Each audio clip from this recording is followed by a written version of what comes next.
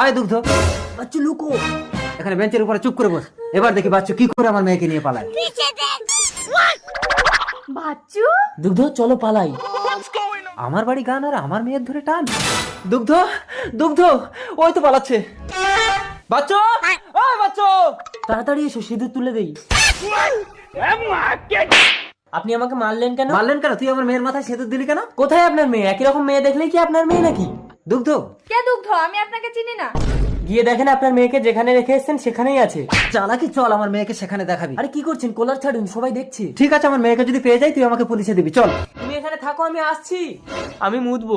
মোতার নাম করে তুই পালাবি না? তো চালাকি আমি জানি না, চোখ বন্ধ করেছি, এখানেই মত। কিরে বাচ্চু, হয়েছে? হ্যাঁ কই মাটি ভেজানি তো? চলুন, চমকে গেছে, হবে না। চল। ওই তো আপনার মেয়ে।